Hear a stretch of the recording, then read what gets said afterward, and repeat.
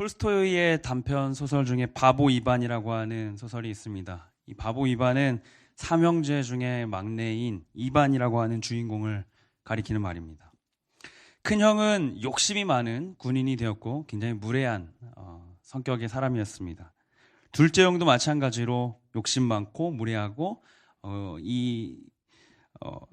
이반과는 좀 상대된 사람이었죠. 큰 형의 직업은 군인, 둘째 형의 직업은 상인이었습니다. 이야기를 다 나눌 수는 없겠지만 악마가 어느 날 이 삼형제, 이 가족을 무너뜨리기 위해 찾아오는 것으로 이야기가 시작이 됩니다. 첫째 형과 둘째 형을 넘어뜨린 건 너무나 쉬웠어요. 탐욕을 불어넣고 교만을 불어넣었더니 이들의 삶이 패망하는 것을 보았습니다. 그러나 이 바보 이반은 어째선지 흔들리지 않는 거예요. 그저 그 삶에 해야 할 일들에 충실하고 누군가 무엇을 달라고 하면 좋아, 마음대로 하고 싶은 대로 해. 자신의 것을 다 주게 됩니다. 형들이 망하고 와서 이반의 집에 왔습니다. 이반의 직업은 농부였거든요. 음식을 먹고 있을 때 땀나 있는 이반을 향해서 형과 형수들이 이야기합니다. 너 냄새나니까 좀 밖에 나가 있어. 그러자 이반은 그래, 마음대로 해. 어차피 나 가축들 먹이도 줘야 돼 하고 자신이 밖에서 잠을 자요. 자신이 밖에서 밥을 먹고 그 무례한 형수들과 함께 식탁에서 교제를 합니다. 아무리 그 집을 무너뜨리려고 해도 악마는 결국에 이 이반에게 계속 지고 맙니다.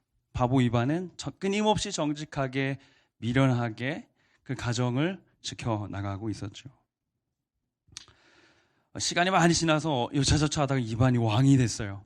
그래서 이 바보 이반이 얼마나 많은 생각들을 해냈겠어요. 그래서 그 왕이 되고 나서 그 나라에서 딱 한 가지 규칙이 생기게 됐는데 그 규칙의 내용이 이러합니다. 손바닥에 굳은 살이 박힌 사람은 식탁에서 식사를 하지만 그렇지 않은 사람은 다른 사람들이 먹고 남긴 것을 받아 먹어야 한다. 이 한 가지 법을 가지고 나라를 통치하게 돼요. 이반이 살아왔던 그 삶을 대변하는 것처럼 정직하게 자신의 삶의 자리에서 수고하며 그 소산을 먹었던 그 이반의 나라의 모습을 보여주게 되었습니다. 제가 왜 이 이야기를 나누며 시작하게 되냐면 세상을 살아가다 보면 참 바보 같은 사람들이 있어요. 참 손해보는 사람들이 있고 어떻게 보면 그들의 삶이 미련해 보이고 어리석어 보이지만 똑똑해 보이고 지혜로워 보이고 탁월해 보이는 그 사람들의 삶을 지탱하는 모습을 우리는 꽤 보게 됩니다. 예전에 여러분의 세대가 맞을지 모르겠지만 예전에 유행했던 가요 중에 3대 호구송이라는 노래가 있어요. 나만 또 아는 것 같은 표정인데 이 가사를 아는지 모르겠어요. 네가 웃으면 그래야 다행입니다. 나랑 같은 세대 같아. 그렇죠. 다른 가사는 중요하지 않습니다. 찾아보세요. 누군가를 사랑하는 데 있어서 자기 희생에 대한 가사가 잘 묻어있죠. 근데 오늘날 살아가는 그 가치가 우리 가운데는 잘 묻어있는지 고민하게 됩니다. 이것은 지난번에 우리가 나눴던 소유와 존재에 대한 문제가 아니라 존재를 명확히 가진 존재가 그 자기 정체성을 붙잡은 채로 누군가를 충분히 사랑할 수 있다는 얘기입니다. 오늘 우리가 살아가는 이 여러 세상, 연애에서만 쓰이는 이야기일 수도 있겠지만 수많은 밀당이 이루어지는 것을 보게 됩니다. 조건이 필요하고 상황이 필요하고 환경이 필요합니다. 그 밀당 속에서 나에게 얻어지는 것, 이익들이 있게 되면, 유익이 있게 되면 우린 그것을 실행하고 쟁취하려 하지만 그 이익과 유익이 보이지 않게 되면 때때로 차갑게 돌아서는 것이 오늘 우리의 살아가는 사회의 암묵적인 룰이 되어버린 것 같습니다. 영적인 밀당은 그렇다면 어떨까요? 우리 신앙생활 안에서도 밀당 같은 모습이 있지 않습니까? 우리 사역 안에서도 그리고 우리의 소그룹의 교제 안에서도 내어줄 수 없는 내가 붙잡고 있는 나의 영역들이 있지 않습니까? 누군가 나의 공간 안에 내 마음 안에 들어오는 것이 너무 불편해져 버린 우리 신앙의 영역의 밀당도 보게 됩니다. 교회가 이 논리와 합리가 가득한 시대의 모습을 닮아버리게 됐습니다. 그리고 우리가 오늘 함께 읽은 이 고린도 교회에서도 동일한 문제가 있었던 것 같습니다. 고린도전서 1장 18절을 보면 이렇게 말합니다. 십자가의 도가 멸망하는 자들에게는 미련한 것이요 구원을 받는 우리에게는 하나님의 능력이라. 고린도 교회를 향한 바울의 한탄 어린 마음이 느껴지죠. 고린도 교회 안에도 잠식되어 있었던 지난주에 나눴던 대로 성공과 번영과 승리에 대한 생각들로 자기 파벌을 나누고 있었던, 자기 권리를 취하고 있었던 그 고린도 교회 사람들에게 십자가의 도가 무엇인지에 대해서 다시 한번 설명합니다. 여기서 십자가의 도라고 번역된 이 도라는 단어는 헬라어로 로고스란 단어예요. 여러분 너무 익숙하시죠? 말씀이라는 뜻을 가지고 있는 이 로고스로 설명이 됩니다. 이것은 단순한 어떤 텍스트, 그럼 이야기를 넘어서 십자가에 대한 모든 총체적인 사실을 비롯한 의미까지 담고 있는 그 포괄적인 단어라고 말할 수 있습니다. 십자가의 대속의 은혜, 십자가의 순종, 십자가에 담긴 하나님의 선하심, 그분의 공의와 사랑, 모든 그 이야기를 총망라하고 있는 것이 이 로고스라는 단어입니다. 십자가가 뭐길래 이 모든 문제를 관철해낼 수 있는, 이 모든 문제를 다 붙잡아 해결해 줄 수 있는, 밀당으로 끊임없이 당기고 밀고 그 조율하고 있는 그들의 마음을 다 끌어낼 수 있는, 분열된 교회를 하나로 묶어낼 수 있는 답이 될까요? 오늘 말씀 안에서 이 십자가의 그 가치, 십자가가 말하는 그리스도인들의 삶의 정체성을 다시 한번 확인해보는 시간이 되었으면 좋겠습니다. 단계에 따라서 오늘 한번 말씀을 살펴보고자 하는데요. 우리가 주목할 첫 번째, 이 십자가의 복음의 본질은 세상의 지혜는 십자가의 사랑을 이해할 수 없다는 것입니다. 세상의 지혜는 십자가의 사랑을 이해할 수 없다. 고린도전서 1장 22절은 바울이 그 시대 정신을 이렇게 일컬어 묘사하고 있습니다. 유대인은 표적을 구하고 헬라인은 지혜를 찾으나. 유대인은 표적을 구하고 헬라인은 지혜를 찾으나. 바울이 마주하고 있던 그 대상들, 유대인과 헬라인들에 대한 어떤 시대 정신을 이렇게 표현한 것이죠. 유대인들은 표적을 찾고 있었고 헬라인들은 지혜를 찾고 있었다라고 말합니다. 오늘 우리가 살아가는 시대 정신의 핵심은 무엇일까요? 찾아보니까 행복이라고 하더라고요. 소확행이라는 단어도 거기서 비롯된 것이겠죠. 우리는 어떻게 하면 더 행복할까? 그래서 막 분주하게 일상에서의 직장에서 시간을 보내는 것도 더 많은 행복을 쟁취하기 위해서인 것 같고, 그 직장을 버리고 돌아서서 어딘가로 여행을 떠나버리는 것도 행복을 위해서이죠. 우리가 살아가는 시대에는 나의 행복이 너무나 중요한 가치가 되었습니다. 최대의 가치가 그 행복에 있다는 것입니다. 유대인들은 표적을 구하고 헬라인들이 지혜를 구했던 것도 우리가 행복을 추구하는 것과 같은 맥락 안에서 이해할 수가 있습니다. 유대인들에겐 그 표적이 너무나 중요했어요. 왜 유대인들에게 그 표적이 중요했는가? 누가복음 11장 16절을 보니까 그 표적에 대한 유대인들의 질문이 나옵니다. 또 너는 예수를 시험하여 하늘로부터 오는 표적을 구했다. 하늘로부터 오는 표적을 구했다. 메시아가 오시면 어떤 표적이 나타나는데 이사야서 61장을 보면은 그는 눈먼 자를 뜨게 하고 묶인 자를 자유케 할 것이다. 메시아가 오게 됐을 때 나타날 징표였어요. 그는 다윗과도 같은 왕으로 군림하여서 이스라엘을 로마 제국을 정복하는 거대한 국가로 키워낼 것이다. 그들의 기대가 있었어요. 그것을 만들어낼 표적을 예수께 구했던 것입니다. 그러나 예수의 답변은 이와 같습니다. 29절을 보면 이렇게 말해요. 무리가 모였을 때 예수께서 말씀하실 때 이 세대는 악한 세대라. 표적을 구하되 요나의 표적밖에는 보일 표적이 없다. 그들이 가지고 있었던 그 악한 세대라고 말했던 것은 단순히 정말 순수한 마음의 메시아를 기다리는 것이 아니라 자신들이 얻고자 하는 그 기득권의 권력을 쟁탈하기 위한 도구로서 메시아를 기다렸다는 것입니다. 예수께서는 그들에게 요나의 표적을 보여준다고 말씀하세요.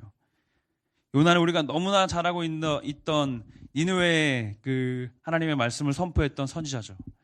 그는 하나님의 명령을 어기고 다시스로 가는 길에 바다에 빠져 물고기에게 삼켜지게 됩니다. 그리고 3일간의 시간을 그 물고기 안에서 보내게 되죠. 그때 그 물고기 뱃속에서 기도의 시간들, 찬양의 시간들이 요나서에 잘 기록이 되어 있습니다. 그러고 나서 3일 뒤에 요나는 물고기 밖으로 나와 그의 사명을 감당하게 됩니다. 예수께서 요나의 표적으로 빗대어 자신을 말씀하신 것은 이 땅에 오셔서 하나님의 뜻을 선포하는 선지자와 같은 역할로 오신 그 메시아가, 그 사랑의 내용이 너무나 사랑하는 이 세상을 위해 자신이 그 죄를 대신해 죽으시고 3일 만에 다시 살아나신다는 그 사건, 그 복음을 선포하시겠다라는 말씀인 것입니다. 예수는 이들에게 필요한 표적이 무엇인지 정확히 말씀해 주셨습니다. 너에겐 십자가의 표적밖에 없다. 그러나 유대인들은 그저 자신들이 원하는 표적, 권력의 구조를 담을 수 있는 자기 지혜의 표적만을 구하였습니다. 그리고 고린도 교회에 여전히 그 표적을 구하고 있는 무리가 있었다는 것이죠. 헬라인들은 어떻습니까? 헬라인들은 지혜를 구했다고 합니다. 소피아라고도 하죠. 지혜를 구하는 것이 이들에게 최대 가치였습니다. 사도행전 17장 19절 21절을 보게 되면 바울이 한 지역에 가게 됐을 때, 에베소 지역에 가게 됐을 때 두 학파를 만나게 돼요. 에피쿠로스 들어보셨죠? 윤리 시간에, 그죠? 도덕 시간에. 나만 또 요즘 도덕이 아닌가? 어쨌든 그 시간에 들어보셨을 텐데 에피쿠로스 스토아 철학자들이 모여서 바울과 쟁론을 하였다라고 말해요. 18절의 후반절을 보면 어떤 사람은 이르되 이방 신들을 전하는 사람인가 보다 하니 이는 바울이 예수와 부활을 전하기 때문이로라. 19절 보니까 그를 붙들어 아레오바고로 가며 말하기를. 아레오바고는 오늘날로 말하면 광장 같은 거예요. 그죠? 막 이야기할 수 있는 게시판, 뭐라고 할까요? SNS라고 해야 될까요? 마음껏 토론할 수 있는 광장을 말합니다. 아레오바고로 가며 말하기를 네가 말하는 이 새로운 가르침이 무엇인지 우리가 알 수 있겠느냐? 그 현장을 한번 상상해 봤으면 좋겠습니다. 사람들에게 붙들려가는 그 바울의 모습. 아레오바고로 가는 내내 그는 아마 기대에 가득 차 있었을 거예요. 예수의 죽으심과 부활을 말할 수 있었기 때문이죠. 그리고 그를 데려가는 사람들도 기대에 가득 차 있었습니다. 또 어떤 지혜가 우리 가운데 흘러 들어오게 될까? 21절을 보니까 그들의 상태를 이렇게 묘사합니다. 같이 한번 읽어볼까요? 21절입니다. 시작. 모든 아덴 사람과 거기서 나그네 된 외국인들이 가장 새로운 것을 말하고 듣는 것 이외에는 달리 시간을 쓰지 않음이로라. 아덴은 아테네를 말합니다. 그리스의 그 철학과 지혜의 중심지였던 곳이었죠. 그곳에서 이들은 그저 지혜를 탐닉하고 그것을 드러내고 말하고 체계화하는데 모든 시간과 가치를 쏟아붓고 있었습니다. 오직 새로운 사상과 지식을 말하고 가르치는 것에 세계를 이해하는 절대적인 가치가 있다라고 말한 것이죠. 끊임없이 주장했지만 그러나 결국 그들은 답을 찾지 못했기에 계속해서 그 지혜를 찾는 결핍된 인간의 모습으로 살아가고 있었습니다. 이것이 유대인과 헬라인들이 당시에 붙잡고 있었던 시대 정신입니다. 오늘 우리가 살아가는 이 시대의 시대 정신, 최대 가치, 행복을 한번 생각해 봅시다. 그 행복은 여러 다양한 양상들을 가지고 있지만 한 가지 공통점이 있어요. 하나님이 없는 행복이에요. 하나님이 없이 행복해지는 것이에요. 시대가 원하는 것은, 지금의 세상이 원하는 행복은 그와 같은 양상입니다. 답이 없는 문제를 푸는데 모든 시간을 보내고 있는 이들입니다. 우리 한번 여기 앞에 있는 탄천을 두 명이 달리고 있다고 생각을 해봅시다. 두 사람이 똑같이 같은 페이스로 달리고 있어요. 근데 두 사람에게 한 가지 차이가 있습니다. 한 사람은 목적지가 있고 한 사람은 목적지가 없어요. 목적지가 있는 사람의 걸음과 목적지가 없는 사람의 걸음, 보기에는 비슷하나 그들의 도착 지점은 명확하게 나뉘어져 있는 것을 우리 생각해 볼 수 있습니다. 예수님은 너희들에게 보여줄 표적이 없다라고 말하지 않으셨어요. 예수님 너희에게 줄 지혜가 없다라고 말하지 않으셨어요. 오히려 분명한 표적과 분명한 지혜를 설명해 주십니다. 그것이 우리가 오늘 함께 나눈 십자가의 로고스라는 것입니다. 십자가의 사랑에 근거한 행복에 진정한 행복이 있습니다. 아멘이십니까? 십자가가 말하는 표적에 분명한 그 유대인들의 정체성의 표적이 있었어요. 십자가가 말하는 지혜에 그 헬라인들이 쫓고 쫓던 그 지혜의 정수가 담겨져 있었습니다. 하나님의 지혜로만 십자가의 사랑을 이해할 수 있습니다. 하나님의 지혜로만 그 시대를 이해할 수가 있습니다. 사랑하는 청년 여러분, 우리 하나님의 지혜로, 하나님의 표적으로, 하나님의 그 말씀하신 그 십자가의 행복으로 이 세상을 살아가는 저와 우리 모두 되길 주님의 이름으로 축원합니다. 우리 끊임없이 그 하나님의 지혜로 이 십자가를 배워나가길 원합니다. 그런 의미에서 이 십자가가 가지고 있는 특징은 이것이라고 말할 수 있습니다. 두 번째인데요, 십자가의 미련함으로 사랑할 때 하나님의 능력이 나타난다는 거예요. 십자가의 미련함으로 사랑할 때 하나님의 능력이 나타난다. 고린도전서 1장 23절은 이렇게 말합니다. 우리는 십자가에 못 박힌 그리스도를 전하니 유대인에게는 거리끼는 것이요 이방인에게는 미련한 것이로되. 유대인들은 표적을 구했고 헬라인들은 지혜를 구했죠. 근데 십자가라는 이야기가 딱 나타났을 때 그들은 이렇게 생각했어요. 그건 우리 유대인들에겐 거리껴지는 것이에요. 그건 우리 헬라인들에게는 미련하다고 생각되는 것이에요. 왜 그렇게 말을 했을까요? 먼저 유대인들의 입장에서 보면 이렇습니다. 신명기 21장 22, 23절 이렇게 말합니다. 사람이 만일 죽을 죄를 범함으로 내가 그를 죽여 나무 위에 달거든 그 시체를 나무 위에 밤새도록 두지 말고 그날에 장사하여 내 하나님 여호와께서 내게 기업으로 주시는 땅을 더럽히지 말라. 나무에 달린 자는 하나님께 저주를 받았음이니라. 나무에 달린 자는 하나님께 저주를 받았다. 유대인들이 생각하기에 나무에 달렸던 그 십자가의 죽음은 그 형벌의 잔혹성뿐만이 아니라 하나님께 저주받은 자라고 하는 프레임이 걸려 있었어요. 십자가는 저주받은 자의 표상이었다라는 것이죠. 십자가에 대해서 좀 설교를 준비하면서 찾아보니 너무 잔혹한 형벌이었던 건 사실이었던 것 같아요. 실제로 채찍질을 하고 나서 예수께서는 십자가를 치시게 됐는데 이 두 가지 형벌을 보통 함께 가지는 않았다라고 합니다.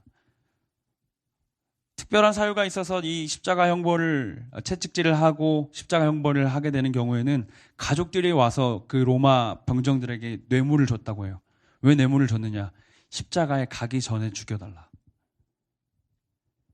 십자가에 매달려서 있었던 그 고대 기록에 보면은 십자가에 매달려 있던 그 죄수가 1000번 정도 기절했다 깨어났다라고 문헌에 나와 있더라고요. 그만큼 극심한 죄악이었다라고 합니다. 실제로 오늘날에도 이 십자가 형벌을 하는 중동권의 그 나라의 어떤 기사들을 보게 되었습니다. 극심한 죄악을 지었던 사람. 이 사람이 죽어도 조금의 문제도 없다고 생각하는 그 사람이 십자가에 죽었다라는 것입니다. 우리 사회에서 그런 존재가 있지 않습니까? 우리가 그렇게 여기는 존재가 있지 않습니까? 유대인들의 입장에서 바로 그 존재가 당신의 메시아입니다라고 말하였기에 그들의 마음에 거리낌이 있었다라는 것이죠. 유대인들에게 십자가는 가까이 하고 싶지도 않은 혐오 그 자체였습니다. 반대로 헬라인에게는 무엇이라고 말합니까? 십자가가 미련한 것이다라고 말하죠. 바울의 이야기를 귀담아 듣고 있었던 그 아레오바고의 그 철학자들, 그 지혜에 대해서 궁금하였으나 결국 그들의 반응은 이렇게 갈리게 되었습니다. 사도행전 17장 32절인데요. 그들이 죽은 자의 부활을 듣고 어떤 사람은 조롱도 하고 어떤 사람은 이 일에 대하여 내 말을 다시 듣겠다 하였다. 무슨 말입니까? 그 말 자체가 미련하다 여긴 것입니다. 기대했는데 아무 의미 없는 말이었네. 쓰잘데없는 말이었네. 그 당시 헬라인들이 가지고 있던 생각, 신에 대한 생각은 이 아파데이아라고 하는 단어로 규명할 수 있습니다. 그것은 무엇이냐 하면은 하나님은 느낄 수 없다라고 말해요. 하나님은 느낄 수 없다. 그는 초월된 존재이기 때문에 감각도 고난도 만져질 수도 없는 존재다라고 말하는 것입니다. 하나님은 너무 멀리 있어서 느끼지 못한다라는 것입니다. 그런 그들에게 고난을 받고 죽은 하나님이라는 것은 너무나 모순된 이야기인 것이죠. 결국 이들은 자신들이 가지고 있는 그 지혜의 장애물에 걸려서 아무것도 하지 못하게 됩니다. 그러나 성경은 그 장애물을 뛰어넘는 하나님의 지혜가 있다라고 말하는 것입니다. 고린도전서 1장 19절에서 20절은 이렇게 말합니다. 기록된 바 내가 지혜 있는 자들의 지혜를 멸하고 총명한 자들의 총명을 폐하리라 하였으니 지혜 있는 자가 어디 있느냐, 선비가 어디 있느냐, 이 세대의 변론가가 어디 있느냐. 하나님께서 이 세상의 지혜를 미련하게 하신 것이 아니냐. 구약에서도 동일하게 말하고 있죠. 예레미야 8장 9절입니다. 지혜롭다 하는 자들은 부끄러움을 당하며 두려워 떨다가 잡히리라. 왜냐하면 보라, 그들이 여호와의 말을 버렸으니 그들에게 무슨 지혜가 있으랴. 세상의 모든 지혜가 오히려 장애물이 될 수밖에 없는 것은 그들이 여호와의 말을 버렸기 때문인 거예요. 여호와의 말을 등돌아섰기 때문인 것입니다.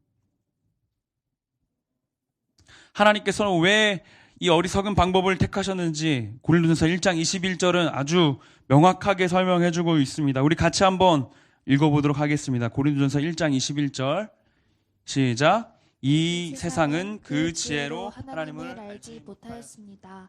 하나님의 지혜가 그렇게 되도록 한 것입니다. 하나님께서는 우습게 들리는 설교를 통하여 읽는 사람들을 구원하시기를 기뻐하신 것입니다. 아멘. 하나님의 방법은 어리석게 들리는 이 설교를 통하여서 믿는 사람이 구원하시기를 기뻐했다. 오늘 설교를 준비하면서 저도 고민을 많이 했어요. 이 중요한 메시지를 내가 어떻게 전할까? 막 옆에 전도사님과 목사님과 막 계속 열띠게 토론하면서 결국 이 본문에 도착하게 됐는데, 오늘 설교는 좀 어리석게 전해도 되겠다. 오늘 설교는 좀 재미없어도 되겠다. 오늘 설교는 그렇게 꾸며주지 않아도 되겠다 마음이 들더라고요. 왜냐하면 하나님이 사용하시는 방법이 늘 그 방법인 것이에요. 우공이산이라는 말이 있습니다. 우공이 산을 옮긴다라는 것이죠. 우공이라고 하는 한 노인이 저쪽에 있는 산을 봤는데 옮길 수 있을 것 같았나 봐요. 그래서 이렇게 얘기합니다. 자신의 아내에게 나 저 산을 옮길 거야. 그래서 거기에 길을 낼 거야. 아내가 무모하다고 얘기했지만 시간이 흘러서 우공이 그 산을 옮겨냈다라는 것이 우공이산의 이야기입니다. 사랑하는 청년 여러분, 우리의 신앙의 모습은, 우리가 믿고 있는 성경의 이야기는 모두 다 대부분이 이 우공이산과도 같습니다. 우리는 거인을 향해 달려갔던 소년의 돌멩이를 보았어요. 우리는 저 이집트의 왕 앞에 섰던 그 늙은 노인의 뒷모습을 보았습니다. 우리는 저 산 꼭대기에 배를 짚고 있는 할아버지의 이야기를 보았습니다. 그리고 나무에 달려 죽으신 하나님의 아들의 이야기를 알고 있습니다. 십자가에 대한 확신이 우리 가운데 이렇게 주어졌으면 좋겠습니다. 예수께서 말씀하셨듯 만일 너희에게 겨자씨만한 믿음이 있다면 이 산더러 저 바다에 던져지려면 던져질 것이다. 그분은 진짜 산을 옮기시는 분이시라는 것이죠. 그분의 말씀대로 우리는 죄로 인해 완전히 죽었던 인생에서 새로운 소망으로, 새로운 생명을 얻은 인생으로 살아가게 되었습니다. 도저히 사랑할 수 없는 누군가를 사랑할 수 있게 되고, 도저히 이겨낼 수 없는 그 삶의 고난들을, 그 문제들을 이겨낼 수 있게 된 것입니다. 사랑하는 청년 여러분, 우리 가운데 정말 이 하나님의 미련한 방법, 세상이 보기에 미련한 이 방법들을 떨림 없이, 의심 없이 선택할 수 있는 담대함 주시기를 소망합니다. 고린도전서 2장 4절에서 5절은 이렇게 말합니다. 내 말과 내 전도함이 설득력 있는 지혜의 말로 하지 아니하고 다만 성령의 나타나심과 능력으로 하여 너희 믿음이 사람의 지혜에 있지 아니하고 다만 하나님의 능력에 있게 하려 하였노라. 아멘. 오늘의 말씀 가운데 우리가 꼭 가지고 돌아갔으면 하는 삶의 실천이 여기 있습니다. 저는 오늘 우리가 이 영적인 둔감함을 가지기를 소망합니다. 저희 딸이 보면은 요즘 밴드, 데일 밴드 맞나요?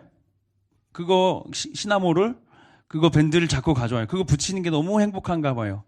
제가 봤을 때는 아프지 않아요. 아니요, 다치지 않았어요. 그런데 자긴 붙여야 될 것 같대요. 긁혀서 그냥 빨개지기만 한 건데도 꼭 밴드를 정성스럽게 붙이고 있어요. 그 모습을 보면서 참 연약한 인간의 모습을 보게 되더라고요. 그냥 그거 붙이는 그 시간이 좋은 거예요. 그 위로가 좋은 거예요. 아파서 받게 되는 그 관심이 좋은 거예요. 붙여야 될 문제가 아닌데 그래야 한다라고 스스로가 연약해진 마음을 가지게 된 것이죠. 우리의 신앙도, 우리의 감정도, 우리의 상황도 이와 동일한 문제가 있습니다. 시험을 못 봐서 삶이 원망스럽잖아요. 버스를 놓쳐서 그날 하루를 망쳐버리잖아요. 땀이 너무 많이 나서 짜증이 나잖아요. 저 북녘에는, 저 중국에는 마음껏 찬양하지 못하는 수많은 동포들이 있는데 찬양에 대한 우리 여러 갈래의 마음들이 있고, 저 반대편 세상에는 먹지 못해 죽어가는 이들이 있음에도 불구하고 우리는 살이 쪘다고 불만이 있죠. 우리가 살아가는 이 세상에 스스로의 삶을 비관하며 스스로 목숨을 끊는 이들 앞에서 우리 좀 둔감해졌으면 좋겠다라는 마음이 듭니다. 십자가의 사랑은 영적인 둔감함을 가지고 있어요. 문제가 아닌 것에 대해서는 지나치는 것이. 우리가 그런 사랑 가운데 자라오지 않았습니까? 우리 함께하는 관계들, 우리 마주한 상황들을 한번 생각해 봤으면 좋겠습니다. 우리의 신앙 가운데 정말 그 십자가의 돌을 담은 채로 좀 모르는 채 넘어가주고, 좀 속아주기도 하고, 기다려주고, 대신 아파주고, 예수가 우리에게 그렇게 하셨던 것처럼, 그리고 또 다른 누군가가 우리에게 그렇게 해왔던 것처럼 바보 같지만 미련하지만 그 둔감함의 사랑의 모습이 우리 공동체에 있기를 소망합니다. 사랑하는 청년 여러분, 철저히 우리 신앙을 이 시간 반성하기 원합니다.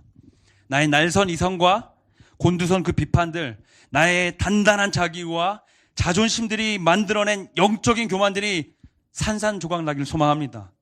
주의 교회를 분리시키는 것이 아니라 완전히 박살내고 있던 고린도 교회 안에 있던 그 문제가 오늘 살아가는 우리 안에 있는 문제 아닙니까? 길거리에 복음을 전하는 이들을 보면서 찌푸리면서 자신에게 물어보는 복음에 대해서는 어떻게든 자기의 지혜로 포장하고 얼버무렸던 우리의 모습이 이 시간 새롭게 돌아서는 은혜가 있기를 원합니다. 십자가의 도가, 하나님의 능력이 우리의 일상에 다시 한번 선명하게 돌아오기를 주님의 이름으로 축원합니다. 말씀을 맺고자 합니다. 세 번째 이야기인데요. 더 사랑하는 이가 십자가의 어리석음으로 사랑한다라는 것입니다. 사도행전 17장 24절은 이렇게 말해요. 오직 부르심을 받은 자들에게는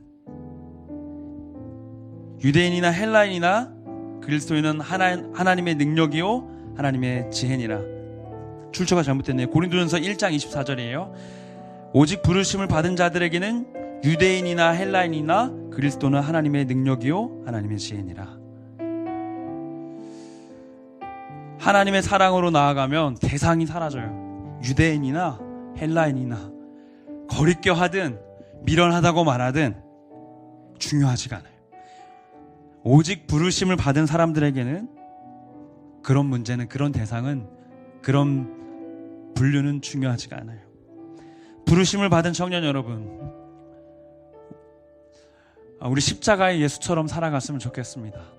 내 삶에 그 나아가는 그 여정의 길에 때때로 길을 잃는 것 같고 향방이 없는 것 같지만 분명한 목적지가 하나 있다면 내 눈앞에 계신 그 예수의 십자가 붙잡는 것, 내 삶의 수많은 선택의 기로에서 예수의 십자가 선택하는 것, 내 삶에 주어지는 수많은 생각 속에서 예수의 십자가 생각하는 것, 내가 말할 수 있는 수많은 선택지들 중에서 예수의 십자가를 말하는 것, 그분의 방법대로 조금 미련할지라도, 어리석어 보일지라도, 거리낌에 있을지라도, 지혜로워 보이지 않을지라도 거기 같이 서서 그분처럼 조금은 둔감해도 그분을 따라서는 그 은혜가 우리 가운데 있기를 원합니다. 우리가 살아오면서 우리의 인생에 참 그런 사람들이 많이 있었죠. 바보처럼 나를 사랑해줬던 그 사람, 예수가 그러셨던 것처럼 끊임없이 지금도 내 옆에 그 지지와 사랑으로 함께하는 그 사람. 이제 우리의 도전 앞에 우리가 함께 나아갔으면 좋겠습니다. 이제 우리가 누군가에게 바보처럼, 예수처럼, 십자가처럼 사랑하는 주의 청년 되기를 소망합니다. 그래서 누구보다 많이 더 사랑하는 자리에 함께 서 있었으면 좋겠어요. 이 공동체 가운데 그 누구의 손도 그저 아무렇지 않은 고운 손이 아니라 굳은 살이 박힐지라도 함께 서로 더 사랑하는 자리에 서서 세상의 손가락질과 아랑곳하지 않고 그들을 살리는, 이 세상을 무너뜨릴 수 없는 바보 이반처럼 그 어리석은 자리에 함께 서 있는 저와 우리 모든 주의 청년들 되기를 주님의 이름으로 축원합니다. 우리 그 마음 가지고 같이 한번 찬양하겠습니다.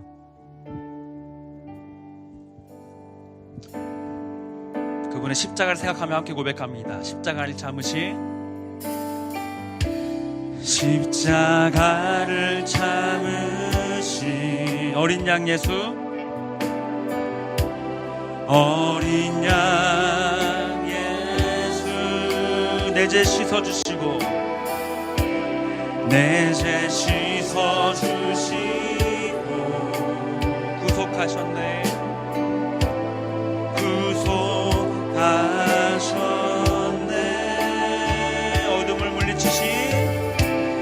어둠을 물리치신 세상의 빛 예수, 세상의 빛 예수, 영광의 빛 비추사, 영광의 빛 비추사, 자유케 하시네, 자유케 하시네. 우리 함께 고백합니다. 예수, 예수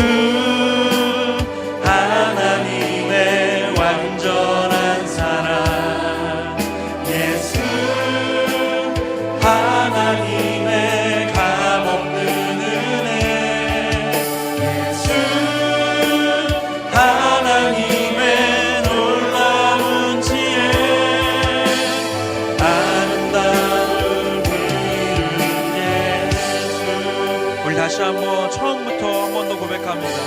십자가를 참으신 십자가를 참으신 주여 우리 앞에 선명한 십자가를 어린 양 예수 내 죄 씻어주시고 내 죄 씻어주시고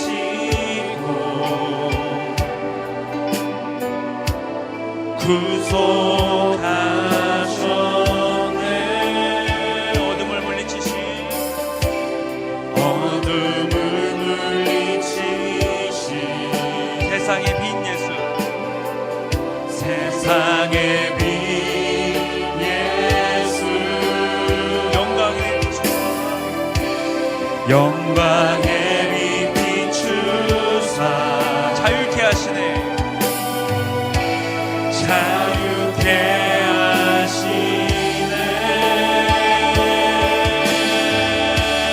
예수 하나님의 예수 하나님의 완전한 사랑 예수 하나님의 예수 하나님의 값없는 은혜 예수 하나님의 예수 하나님의 놀라운 지혜 아름다운 그 이름 한 번 더 고백합니다. 예수 하나님의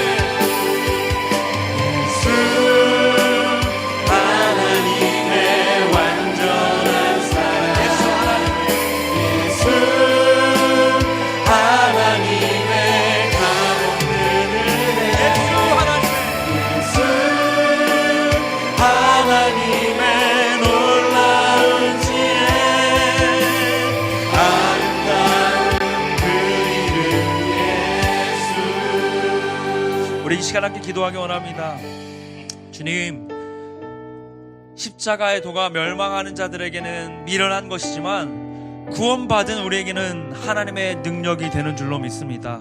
세상의 손가락질과 세상의 조롱 앞에서도 우리가 담대하게 우리의 믿음을 고백할 수 있는 것은 우리의 십자가, 하나님의 능력 되신 예수의 십자가가 우리 바로 앞에 있기 때문입니다. 수많은 일상의 선택 속에서 주의 십자가를 선택할 수 있는 주시옵소서. 수많은 생각 속에서 주의 십자가를 붙잡을 수 있는 마음 허락하여 주시옵소서. 우리 시간 함께 구할 때 주님 주의 십자가를 우리 앞에 선명히 보여주시옵소서. 십자가의 말씀이 무엇인지 날마다 구하고 십자가의 방향이 무엇인지 날마다 찾는 우리 모든 청년 되게 하여 주시옵소서. 주여 십자가 앞에 날마다 나아갈 수 있는 담대함 허락하여 주시옵소서. 주여 십자가로 완성되는 우리의 인생 되게 하여 주시옵소서. 함께 주의 이름 부르시고 합심하여 기도하며 나아갑니다. 주여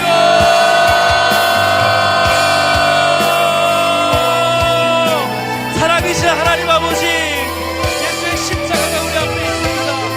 세상의 수많은 풍파와 바람 앞에 흔들리고 무너지더라도 견고하게 끈적없이 서 있을 수 있는 것은 주의 십자가가 우리 앞에 계시기 때문입니다.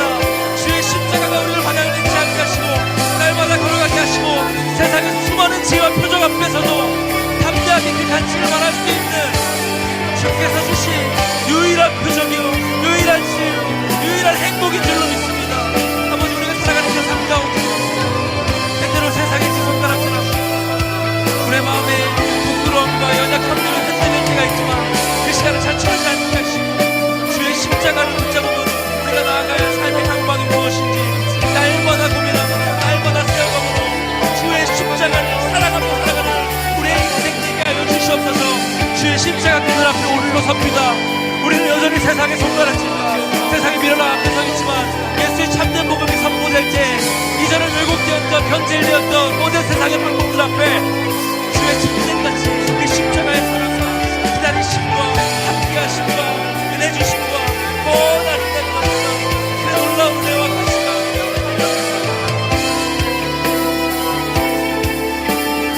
함께 고백합니다. 예수 하나님의 하나님의 완전한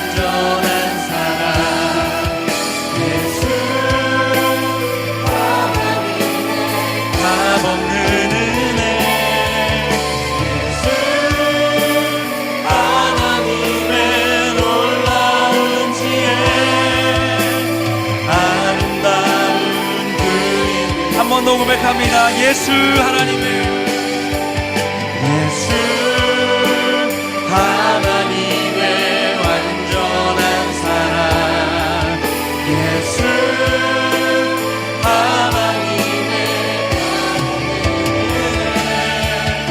예수 하나님의 놀라운 지혜 아름다운 그 이름 예수. 우리 하나 더 기도하기 원합니다. 주님, 이 시간 회개합니다. 우리 삶에 십자가가 없이 걸어왔던 달려갔던 시간들이 많이 있었음을 고백합니다. 저 탄천이를 달리는 그 누군가처럼 향방 없이 우리의 삶을 그저 세상의 지혜와 표적을 따라서 세상의 행복을 따라서 달려갔던 시간들이 있었음을 고백합니다. 주님, 다시 방향을 재조정하기 원합니다. 주의 십자가 향해서 달려가게 하여 주시옵소서. 주님, 누군가를 대했던 우리의 방식들, 누군가를 대했던 우리의 관계의 모습들, 우리의 신앙의 모습들, 사역의 모습들, 그리고 나 자신을 사랑했던 모습들, 십자가의 방법대로 다시 한번 세워지게 하여 주시옵소서.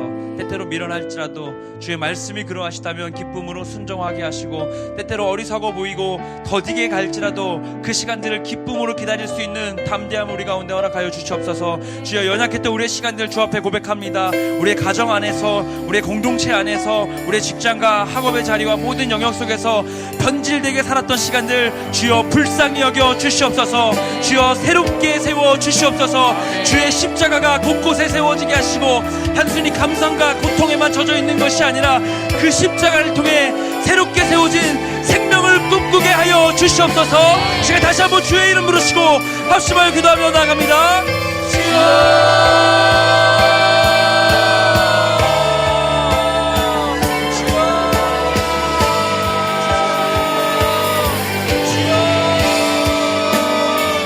사랑하는 주님, 은혜를 감사드립니다.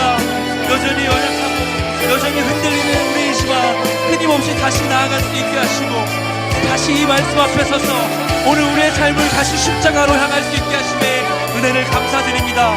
우리의 가정 안에서 참 비틀어진 모습으로, 참 부끄러운 모습으로 살았던 우리의 모습이 있었음을 고백합니다.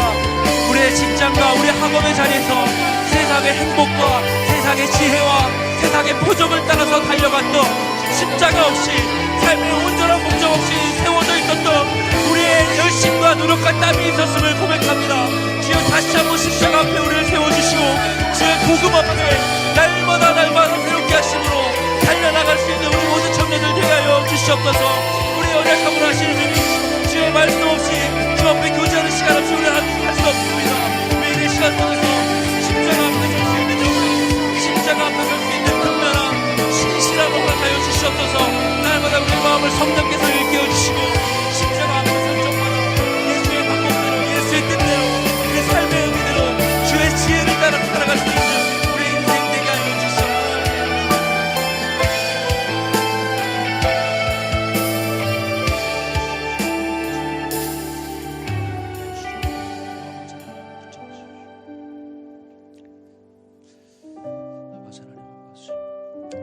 사랑하는 청년 여러분, 이 십자가 앞에 서는 것, 그리고 십자가와 다른 길로 달려갔었던 우리의 삶을 재조정하는 것, 이제 남겨진 하나는 이 십자가를 힘입어 살아가는 것입니다.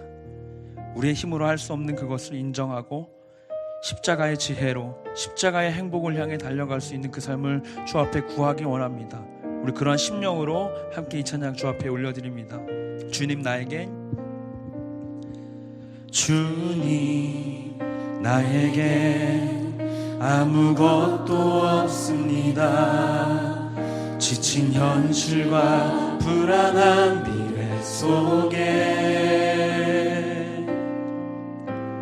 나의 한숨 깊어가는 그때 주님은 내게 말씀하시죠.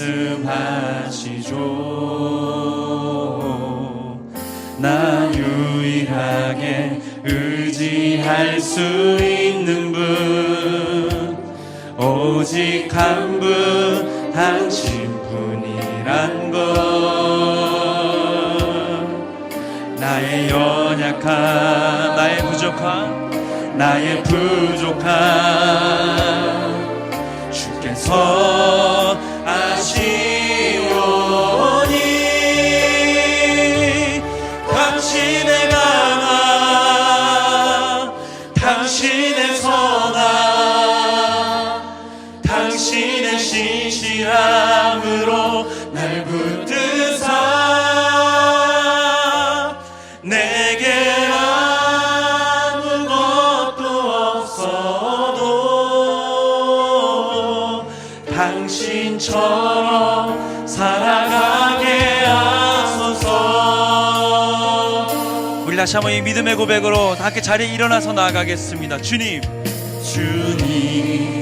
나에게 아무것도 없습니다. 주여, 우리의 약함을 인정하고 주 앞에 기쁨으로 섭니다. 주의 십자가가 날마다 우리를 이끌어 가실 것이고 주의 십자가가 날마다 우리의 표지가 되실 것이고 그것을 바라보며 달려갈 때 주께서 하셨던 방법대로 주와 함께 그 향방을 찾아가는 은혜의 삶이 이어졌으면 좋겠습니다. 말씀하시죠. 나 유일하게 의지할 수 있는 분 오직 한 분 당신뿐이란 것. 나의 연약함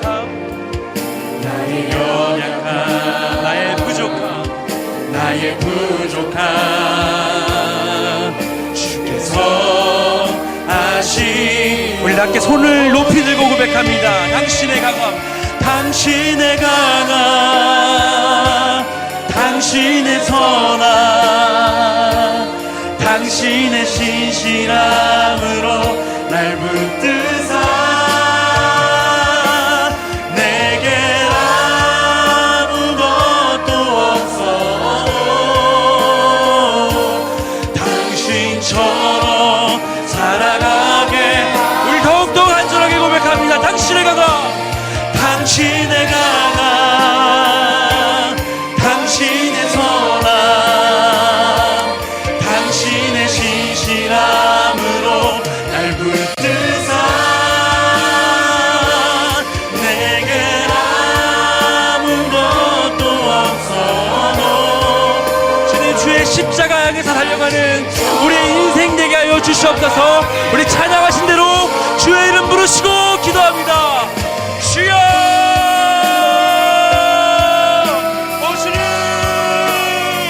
오 주님, 우리의 연약함을 이 시간 인정하며 나아갑니다. 우리의 매일의 일상 가운데 주의 십자가 우리 앞에 선명히 세우시고 날마다 태상 드시고 주의 십자가 향해 전진하는 우리의 인생 되게 하여 주시옵소서. 기름을 염려 없는 것은 주의 십자가가 우리의 목적지가 되시고 나아갈 유일한 길이 되시고 나아갈 소망이 되시는 유일한 길이시기 때문입니다.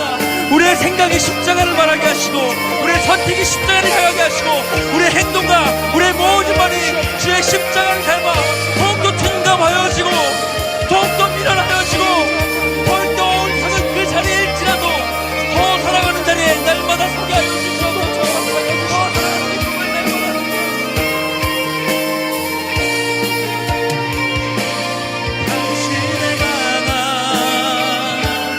당신의 선함 당신의 신실함으로 날 붙드사 내게 아무것도 없어도 당신처럼 살아가게 하소서. 내겐 아무것도 없어도 내겐 아무것도 없어도 당신처럼 살아가. 내겐 아무것도 없어도 내겐 아무것도 없어도 주의 말씀대로 당신처럼 살아가게 하소서. 사랑하는 주님, 감사합니다. 오늘 주의 십자가 앞에 함께 섰습니다. 어느 순간 우리도 모르게 이 예배의 시간조차 나의 재단 안에, 나의 시간 안에 두고 계산과 판단 앞에 서 있었던 시간들이 있었음을 고백합니다. 하루조차 드리지 못하는 우리의 연약함이 있었음을 고백합니다. 주님, 우리의 평생을 드려도 부족한 우리의 연약함 속에 이 작은 마음들을 주님 불쌍히 여기시고 주의 십자가 앞에 우리의 인생 전부를 다 드릴 수 있는 담대함 주시옵소서. 주님, 더 사랑하는 자리에 함께 서고 싶습니다. 서로가 서로를 더 사랑하고 지탱하고 기다려주고 속아주고 모른 채 해주고 더 알아주고 더 손해보고 더 많은 소모와 더 많은 것들을 베풀면서도 그 가운데 있는 예수께서 우리에게 주셨던 그 사랑의 방법대로 살아가게 하여 주시옵소서. 가까이 할 수 없고 기괴하고 미련한 것들을 실제로 그 십자가가 그 모든 것들을 가지고 있었음에도 우리가 그 십자가를 사랑하는 것은 예수가 그 모든 것들을 감당하심에도 고난을 당하신 하나님의 모습으로 우리 가운데 오신 진정한 그 십자가의 사랑이시기 때문입니다. 우리도 그 사랑의 모습을 닮아 나아가는 삶의 자리에 우리의 가정 가운데 변화가 있게 하여 주시옵소서. 우리 공동체 가운데 변화가 있게 하여 주시고 우리 학업의 자리와 우리가 직장 가운데 그러한 변화가 우리를 통하여서 주어지게 하여 주시옵소서. 그리하여서 우리를 통하여 주의 십자가가 그 땅 가운데 세워지는 은혜가 있게 하여 주시옵소서. 모든 시간을 주님께 맡겨드리고 앞으로 나아가는 여정 가운데 함께 하실 것을 기대하며 사랑이시며 십자가 사랑의 결정이신 우리 주 예수님의 이름으로 기도드립니다. 이제는 우리 주 예수 그리스도의 은혜와 하나님 아버지의 사랑과 성령의 교통하심이 십자가의 도를 따라 때때로 미련해 보일지라도 그 길을 기쁨으로 달려가기를 결단하는 주의 청년들 위해 이들의 삶의 자리 위에 그리고 먼 타지 가운데 그 파송의 걸음으로 나아가는 모든 청년의 자리 위에 그 땅 가운데 이제로부터 영원토록 항상 함께 있을지어다. 아멘.